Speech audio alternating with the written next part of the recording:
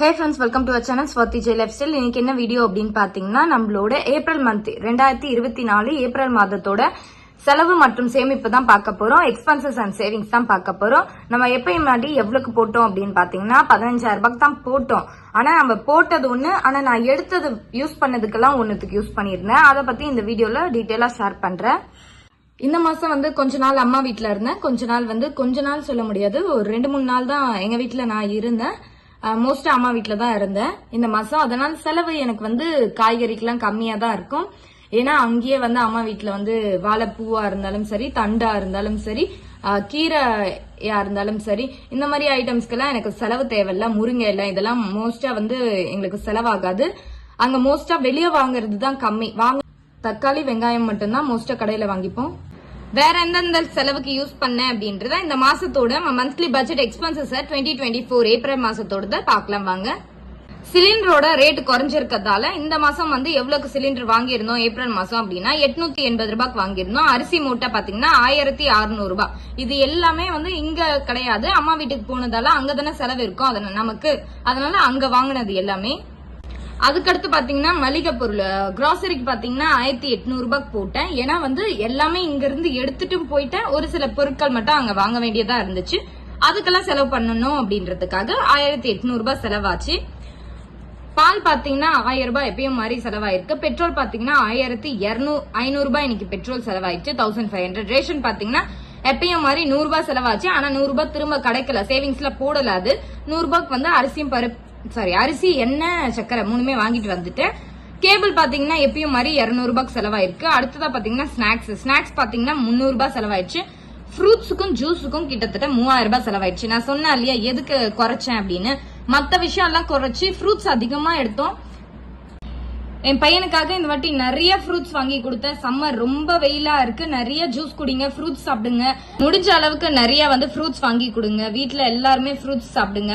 வேற ஏதாச்சும் உங்களால கம்மி பண்ண முடிஞ்சா அதை கம்மி பண்ணிட்டு ஃப்ரூட்ஸ் அண்ட் ஜூஸ நிறைய நீங்க சாப்பிட ஆரம்பிச்சிருங்க. அடுத்து பாத்தீங்கன்னா இந்த வாட்டி வந்து என் ஹஸ்பண்டோட போன் உடைஞ்சிடுச்சு அப்படின்னு சொல்லியிருந்தேன் இல்லையா. நார்மல் கீபேட் மொபைல்ல யூஸ் பண்ணியிருந்தது. அதுக்கு BSNLக்கு ரீசார்ஜ் பண்ணோம் அப்படின்னு சொல்லிட்டு ஒரு 327 rupees அதுக்காக செலவு பண்ணியிருந்தோம்.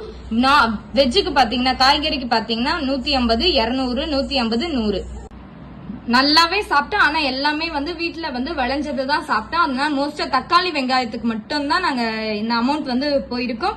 எக்ஸ்ட்ராவா வேற ஏதாச்சும் அம்மா வீட்டுல இருக்கிறதால வேற ஏதாச்சும் செலவுக்காக மட்டும்தான் இந்த அமௌண்ட் வந்து யூஸ் பண்ணிருப்போம். வேற ஏதாச்சும் காய் வந்து வந்திருக்கு அப்படின்னா வீட்டுல விற்பாங்க இல்லையா, அந்த மாதிரி வாங்கி யூஸ் பண்ணது. ஃபுல்லாவே பாத்தீங்கன்னா எனக்கு வெஜ்ஜுக்கு பாத்தீங்கன்னா 570 ரூபாய் 570 rupees தான் எனக்கு வெஜ்ஜுக்கு செலவானது அமௌண்டே. நான் அதனாலதான் ஃப்ரூட்ஸுக்கு எல்லா அமௌண்ட்டும் போட்டு நிறைய ஃப்ரூட்ஸ் வாங்கி சாப்பிட்டு இருந்தோம். அடுத்ததான் நான்வெஜ் கறி பாத்தீங்கன்னா மோஸ்டா எந்த செலவுமே இல்ல. ஏன்னா மோஸ்டா ஞாயிற்றுக்கிழமை பாத்தீங்கன்னா அமாவாசை, கிருத்திகை, பௌர்ணமி, பிரதோஷம் இப்படிதான் வந்திருந்தது. அதனால நான்வெஜ்ஜுக்கு அதிகமா போல. ஒரு 2 வாரம் புதன்கிழமை அந்த மாதிரி டைம்ல தான் வாங்கி சாப்பிட்டது. ஃபிஷ் வந்து ஒரு 300 ரூபாய், 350 ரூபாய் மட்டன். மொத்தமா பாத்தீங்கன்னா 650 ரூபாய் 650 rupees தான் ஆச்சு. மாவு வந்து 1/2 கிலோ அம்மா வீட்டுல இருக்கிறதால அதனால மாவு பாக்கெட் வாங்கியிருந்தா 100 ரூபாய். அடுத்து பாத்தீங்கன்னா ஆதார் கார்டு ரெடி பண்றதுக்காக போயிருந்தோம். அங்க பாத்தீங்கன்னா ஒரு ஃபார்முக்கு அப்புறம் அவங்க ரெடி பண்ணி கொடுக்கறதுக்காக ஒரு 150 ரூபாய் செலவாச்சு. பீச்சுக்கு போயிருந்தோம். இந்த மாசம் வந்து பீச் போயிருந்ததால மெரினா பீச் போயிருந்தோம். அங்க பாத்தீங்கன்னா ஒரு 1000 ரூபாய் செலவாச்சு. மாசத்துல அட்லீஸ்ட் ஒரு நாளாச்சும் என்ஜாய் பண்ணணும்னு நினைச்சுப்போம் இல்லையா. அப்ப கம்மியா செலவாகணும் அப்படின்னு நினைச்சீங்கன்னா நீங்க வந்து மெரினா பீச் இல்ல வேற ஏதாச்சும் பீச்சுக்கு போகலாம், பார்க்குக்கு போகலாம், இண்டோர் கேம்ஸ் போகலாம். இந்த மாதிரி கம்மியான செலவா இடத்த பார்த்து நம்ம வந்து சூஸ் பண்ணிக்கிட்டோம் அப்படின்னா நமக்கு ஒரு 4000 ரூபாய் 5000 ரூபாய் ஆகுற இடத்துல 1000 ரூபாய் ஆகும். ஆனா ஒன் டே ஃபுல்லா ஜாலியா ஸ்பெண்ட் பண்ணுவோம். நீங்க தாராளமா இந்த மாதிரி இடத்த தாராளமா நீங்க சூஸ் பண்ணிக்கலாம். மொத்தமா எனக்கு செலவானது பாத்தீங்கன்னா 13,177 ரூபாய் 13,177 rupees எனக்கு செலவாச்சு. 15,000 ரூபாய் பட்ஜெட்ல 13,177 ரூபாய் நமக்கு செலவாச்சு. நம்ம கையில எவ்வளவு அமௌண்ட் இருக்கணும் அப்படின்னு பாத்தீங்கன்னா 1823 ரூபாய் இருக்கணும். நான் இந்த மாசம் வந்து அதிகமா ஃப்ரூட்ஸுக்காக செலவு பண்ணிருந்தேன். என்னோட ஹஸ்பண்டுக்கு வந்து எப்பயும் வந்து 1000 ரூபாய் பட்ஜெட் போட்டிருப்போம் இல்லையா, அந்த அமௌண்ட்டையும் நான் வந்து ஃப்ரூட்ஸ்க்காக எடுத்துக்கிட்டோம். இன்னொன்னு பாத்தீங்கன்னா எனக்காக ஒரு 500 ரூபாய் எப்பவுமே எடுத்து வைப்பேன் இல்லையா, அந்த அமௌண்ட்டையும் பாத்தீங்கன்னா ஒரு 500 ரூபாய் வந்து செலவுக்காக தான் எடுத்துக்கிட்டோம். மொத்தமா எங்க கையில 15,000 ரூபாய் பட்ஜெட் போட்டதுக்கு 1823 ரூபாய் இல்லையா, 1823 rupees இதுதான் நம்ம கையில மிச்சம் ஆனது. அதனால இந்த மாசம் வந்து நானும் என் ஹஸ்பண்டுக்காக செலவுக்காக மோஸ்டா எடுத்துக்கல. நாங்க வந்து ஃப்ரூட்ஸுக்கு இதுக்குதான் செலவு பண்றதுக்காக காசு வந்து எடுத்து யூஸ் பண்ணியிருந்தோம். இந்த மாசம் வந்து நான் எதிர்பார்க்காத ஒரு சில செலவுகள் இருந்ததால டிஃபரெண்டா இப்படிதான் எனக்கு செலவாச்சு. உங்களுக்கு என்னென்ன செலவாச்சு, எவ்வளவு சேமிச்சீங்க அப்படின்றத கீழே கமெண்ட் செக்ஷன்ல சொல்லுங்க. நான் இல்லத்தரசி சேமிப்புல எப்பயுமே சொல்லியிருப்பேன், நம்ம வந்து செலவு பண்றது பாத்தீங்கன்னா வீட்டுல குடுக்கற அமௌண்ட்டை வச்சு செலவு பண்ணி ஒரு 1660 ரூபாய் சேமிச்சா கூட ஒரு 6 மாசத்துல 10,000 ரூபாய் சேமிச்சிருப்போம் அப்படின்னு சொல்லியிருப்பேன். எப்பயும் மாதிரி ஒரு சில விஷயங்களை நம்ம கரெக்டா கவனிக்கணும். என்னன்னு பாத்தீங்கன்னா நம்மளோட ஆன்லைன் சேவிங்ஸ் என்ன, ஆன்லைன் பேமெண்ட் என்ன, கேஷ் எவ்வளவு எடுத்துட்டு வந்து வச்சுக்கணும் வீட்டுல அப்படின்றத நமக்கு முக்கியமா கவனிக்க வேண்டிய விஷயங்கள். சரிங்களா? நம்மளோட சேவிங்ஸ கம்ப்ளீட்டா இந்த மாசம் ஏப்ரல் மாசத்தோட சேவிங்ஸ கம்ப்ளீட்டா முடிச்சிருக்குமா அப்படின்றத ஒரு வாட்டி செக் பண்ணிக்கோங்க. உங்களோட சேவிங்ஸ் கோல்ஸுக்கு நீங்க என்னென்ன டார்கெட் வச்சிருந்தீங்களோ அதை உங்களால ஓரளவுக்கு ரீச் பண்ண முடிஞ்சதா அப்படின்றத ஒரு வாட்டி பாத்துக்கோங்க.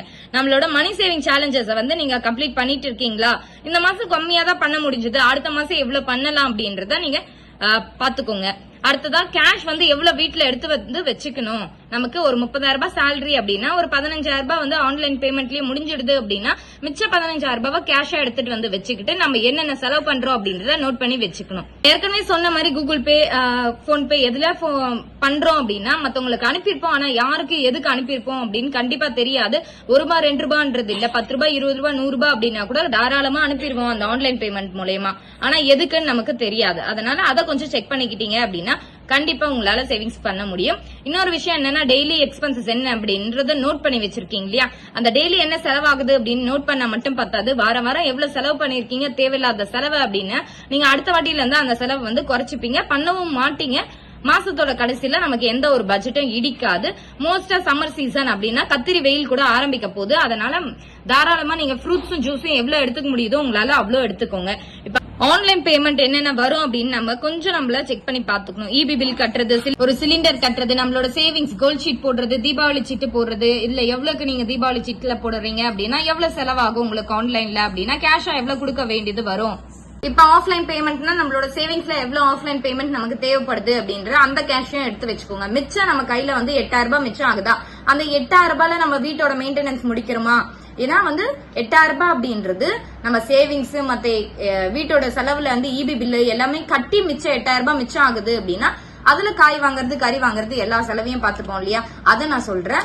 அதுக்கடுத்து பாத்தீங்கன்னா உங்களால வந்து சேமிக்க முடியல அப்படின்னு நீங்க நினைச்சீங்கன்னா இந்த சேவிங்ஸ்ல ஒரு 15,000 ரூபாய் பட்ஜெட் போடுறீங்க அப்படின்னா ஒரு 1,000 ரூபாய் 1,500 ரூபாய் மிச்சம் ஆகுது அப்படின்னா நீங்க அட்லீஸ்ட் ஒரு 100 மில்லிகிராம்லயாச்சும் கோல்டு காயின்ஸ் வாங்கி வச்சுக்கிட்டீங்க அப்படின்னா உங்களுக்கு அது பெரிய சேவிங்ஸா தெரியும் பின்னாடி. அதனால ஒரு சின்ன அலட்சியமும் இல்லாம தாராளமா நீங்க இப்ப கோல்டு வந்து எவ்வளவு ரேட் போயிட்டு இருக்கு அப்படின்னு தெரியுது இல்லையா, அதனால தாராளமா நீங்க கோல்ட்ல இன்வெஸ்ட் பண்ணிக்கோங்க.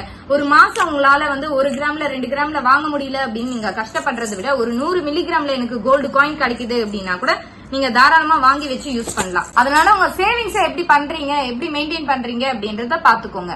இந்த மாசம் என்னால இவ்வளவுதான் சேமிக்க முடிச்சது, நீங்க எவ்வளவு சேமிச்சீங்க அப்படின்றத எனக்கு கீழே கமெண்ட் செக்ஷன்ல கொடுங்க. இந்த வீடியோ உங்களுக்கு பிடிச்சிருக்கும்னு நினைக்கிறேன். வீடியோ பிடிச்சிருந்தா ஒரு லைக் பண்ணிக்கோங்க. தேங்க்ஸ் ஃபார் வாட்சிங்.